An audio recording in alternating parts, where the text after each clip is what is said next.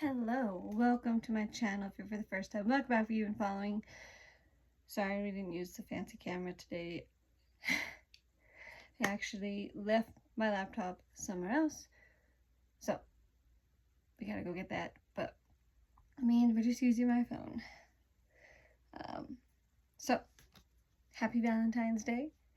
And I actually did not plan this, but it worked out that on Valentine's Day we would be doing the series When in Rome.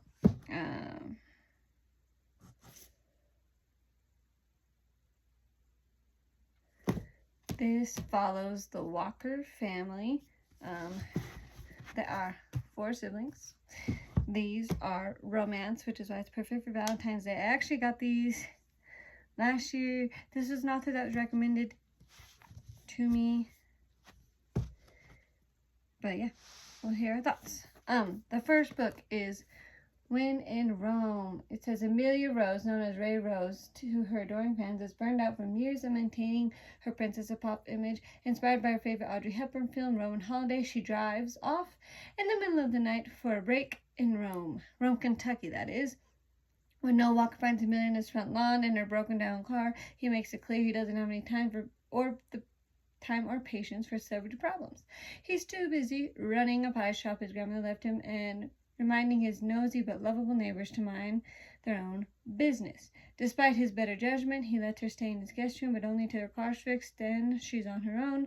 But Noah starts to see a different side to Ray Rose. He sees the real Amelia, kind-hearted and goofy and lonely from years in the public eye. He can't help but get close to her. Soon she'll have to return to her glamorous life on tour.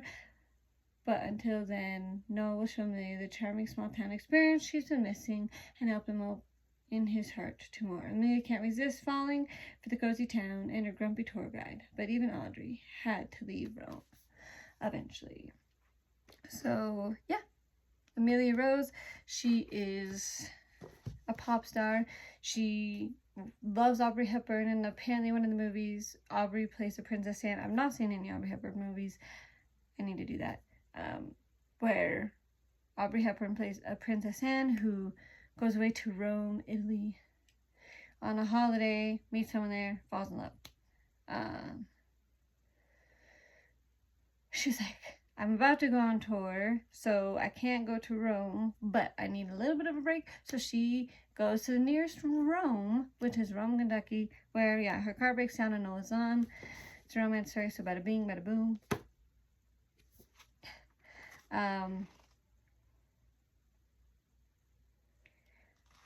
I really like it. I like Sarah Adams' writing because you see the inner turmoil that these characters have of like liking the other person, but they know they shouldn't.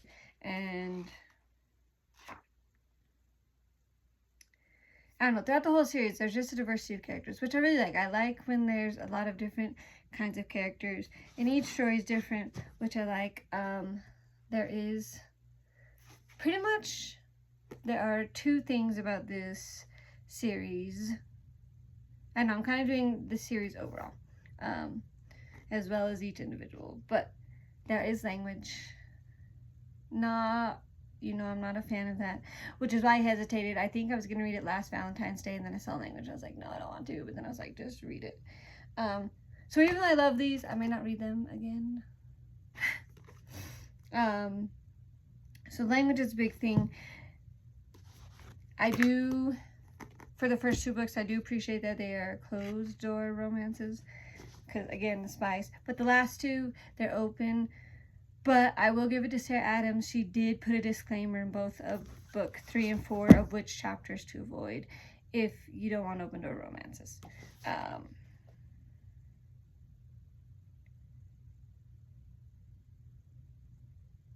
Amelia, I like her character, so she's probably my favorite of the Walker love interest.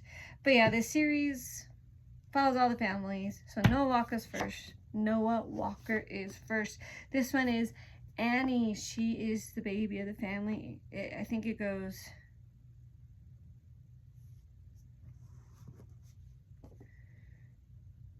Noah, Emily, Madison, Annie. That's the order, the age order, but the books don't follow that order. So it goes from the oldest to the youngest. This is Annie Walker's on a quest to find a perfect match. Someone who complements her happy, quiet life running the local flower shop in Rome, Kentucky, but finding her dream man may be harder than Annie imagined. Everyone knows everyone in her hometown, and the dating prospects are getting fewer by the day. After she oversees her latest day's chase, she is so unbelievably boring. Annie starts to think the problem might be her. Is it too late to become flirtatious and fun like the leading ladies in her favorite romance movies? Maybe she only needs a little practice, and Annie has a perfect person in mind to be her tutor, Will Griffin. Will, the sexy, tattooed, and absolutely gorgeous bodyguard, is temporarily back in Rome, providing security for Amelia Rose as excitement builds for her upcoming marriage to Noah Walker, Annie's brother. He has one personal objective while on the job: stay away from Annie Walker and any other possible attachments to the sleepy town. But no sooner than he gets settled, Will finds himself tasked with helping Annie find the love of her life by becoming the next leading lady of Rome, Kentucky. Will wants no part in changing the sweet and lovely Annie. He knows for a fact that some stuffy, straight-laced guy will make her happy, but he doesn't have the heart to say so. Amid steamy practice dates and strictly educational tutoring lessons, Annie discovers there are more layers to Will than his usual stoic attitude. As the lines of their friendship become dangerously blurred, Annie reconsiders her dream guy. Maybe her love life doesn't need to be perfect, it just needs to be real. So, yeah. Spoiler, Noah and Amelia are getting married. But Will comes back to do that while she's in leading up to the wedding, because they feel like with the wedding coming up, there might be extra paparazzi trying to, get snapshots. It's because of Snapchat. Snapshots of the couple. But yeah, this starts with Annie going on a date. It goes bad, and it's one of those, she hears the guy call a friend and be like, will you text me in a few minutes with an emergency? Because this girl is boring. And then it's actually Amelia's idea, but to have Will help her, because Will has a reputation of being a ladies' man. So they kind of do some tutoring on dating, and then it's romance, so bada bing, bada boom.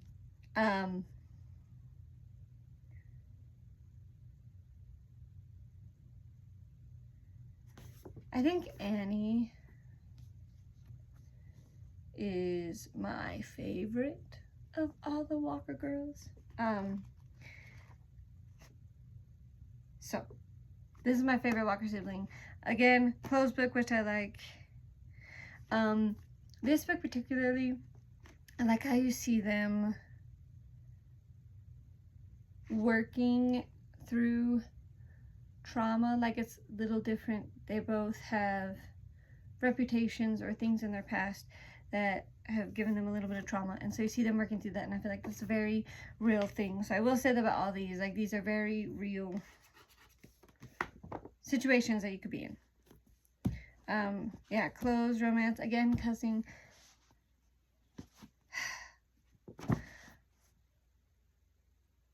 I realize I've not been reading these. This one, okay, I really did like it, but 3 out of 5 for the language. I'm sorry, I'm gonna knock it down for language every time, because I feel like these could have been even better without the language. Again, 3 out of 5. I really did like this. Okay, this one, beg, borrow, or steal. This one follows Emily Walker. She is the oldest girl. It says, Emily Walker hates having her carefully crafted world disrupted by anyone, most of all her legendary nemesis, Jack Bennett. He's the opposite of the wonderful hero she dreamed up in her double life as a romance writer, which is why Emily is perfectly happy when Jack left Rome, Kentucky, mid-school year with his fiancée. The last thing Emily saw coming was Jack's return at the start of the summer after calling off the wedding and ending his relationship, but he's here to stay as her colleague and her neighbor. Jack has got to be back, eager to renovate his house and work on the next mystery novel under his best-selling pen name, but when he realizes He's now neighbors with the one woman who's always pushed his button. He discovers something he's even more excited about, thwarting Emily and her pretty plans to sabotage his return.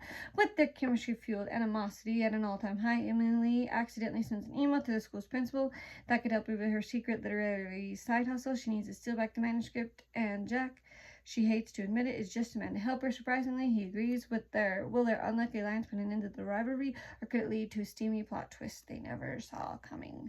So, this book, I do like it because these are the people who have known each other for like years. I think at this point it's been like 10 years that they've known each other. The first meeting, she was going really fast, or he was, whichever one. He spilled coffee on her, and she had just got out of a bad relationship, so she hated him. And then they were in all the classes together, and then he got the student teaching at her school, but then they both worked together, I think even in the same grade as teachers.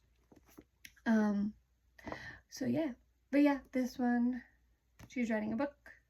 He helps her, again, a romance, so you can see, again, I like, there is cussing. This one is open door romance, so at the beginning she does give you note of which chapters.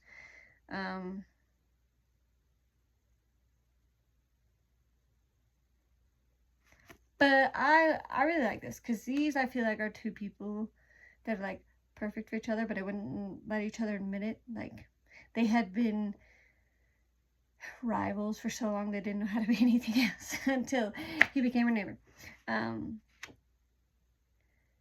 Again, there is some trauma that they both have to overcome. So, I'm gonna give this, I really like the characters. I really like the story. But because of the open door and I did have to skip a couple chapters, I'm going to give this a 2 out of 5. Like, but I guess that's just a preference. If you don't care about that, you will probably love it and love the book. Okay, the last one. In Your Dreams. I had to order this because I'd had the first 3. I didn't know she was writing another one. It's a good thing I checked. This is Madison Walker left Rome, Kentucky, determined to make it in the culinary world, but after years of chasing success in New York, all she has to show for is her shattered confidence and a desperate need for a fresh start.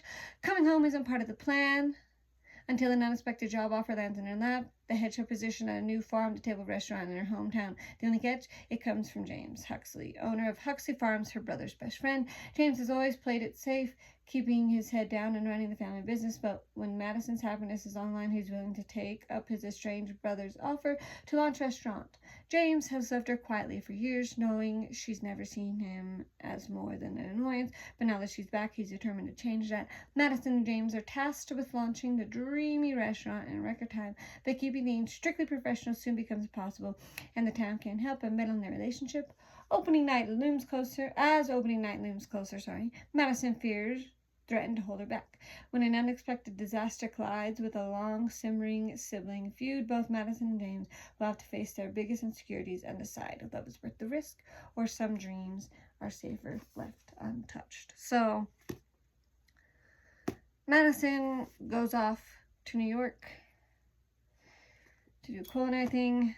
Yeah, but she finds out she doesn't really like it there at all. So, she comes back. James, yeah, is her brother's best friend. So it's one of those, they kind of basically grew up together. So, again, a different story. I like this. Like, each one, you have the accidental where the car breaks down. You have the, I don't even know how to explain Will and Annie's story. But anyway, you just get different, like the co-workers. You get the people who have known each other forever, lifelong. Oh, I guess those are rivals. Will and Annie, just the 2 people who have mutual friends, but have not really talked. And then they finally do. And then you have, yeah, the meet cute, where she just happens to break down. But I will say Sarah Adams is really good at character development. And again, these characters are good. Like, she's really good at having you see the inner turmoil of the characters throughout the book. All of the books, each have different chapters. So one is in, like the first one's chapter, it says chapter 1, Noah. And so it jumps back and forth between Amelia's perspective and Noah. And all the 4 books do that. So the second one jumps back and forth between Annie and Will's perspective. Beg, Borrow, Steal jumps back and forth between Jack and Emily's perspective. And then James and Madison's perspective is jumped back and forth. Which I really like because it gives you an opportunity. She's really good at character developing and really good at getting you into the story. So that is the When in Rome series. Great series for Valentine's Day. Yeah. Besides the language and the fact that I had to skip 2 chapters of the last 2 books. Just, if you don't want to do that, make sure you read those. But, yeah. So, thank you for watching this song. If you like this, please give it a big thumbs up. And don't forget to share this video with other people, especially if they're on the fence about this, anyone who wants to know about this. If you're new, don't forget to hit that subscribe button, because why not? We have fun. At least I have fun on this channel. And if you haven't, hit that notification button so you don't miss a video. I do lots of different things on this channel, so hit that button so you get notified. And as always, I'd love to hear from you. So please comment your thoughts on this series. I kind of told you that Annie was probably my favorite of the Walkers. And Amelia is probably my favorite character overall. Out of the boys, James. So, yeah. Tell me your favorite characters. Tell me your opinions about these books. If you know another series like this that you think I would like, drop that down in any of the comments you would like to share. And we'll see you next time. Bye!